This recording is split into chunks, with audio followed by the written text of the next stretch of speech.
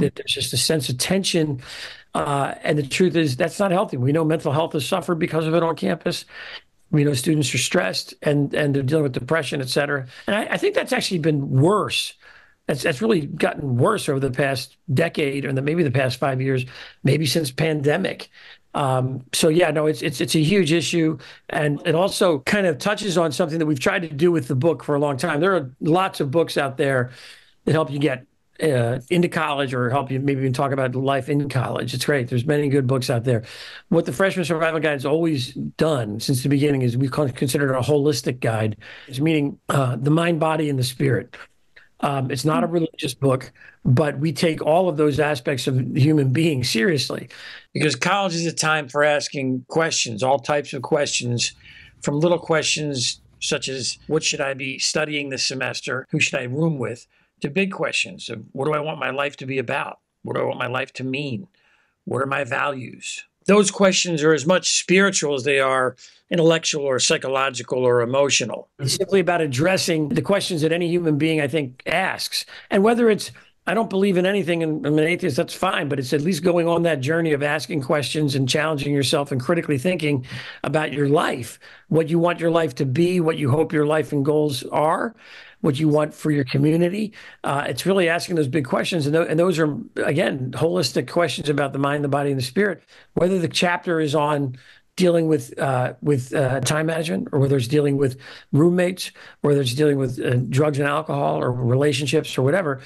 Every chapter has the voices of students who have been through the issues before, and professionals on campus, counselors, et cetera, professors, as well as residents, life people. But we also include the voices of campus ministers from every faith tradition you can imagine from schools all around the country. And what was the most fascinating of all is how these different faith leaders, when we would get them together to talk, how they really never disagreed about theology or religion or anything of the sort, but how much they actually harmonized, how much they cared for students, and how much they were interested in engaging with the students in the spiritual questions they had. It's one of the things I love about the Freshman Survival Guide, Bill, because my class on consuming happiness is cross-listed with religious studies for that very reason. Because you can't ask questions and talk about the good life, about happiness and meaning in this country without looking at so many of the organized religion and the spiritual underpinnings of our assumptions of what is good, what is right, what brings us joy and happiness. So really, you can look at it from an academic perspective, but we are all socialized to really also feel it in a spiritual way of some sort. And to not have that question on the table means that a part of us is not getting fed. And so to really kind of, even though it makes people quite uncomfortable, and I totally know it in my classes, people get all squirmy when I start talking about religion and faith. And I get it.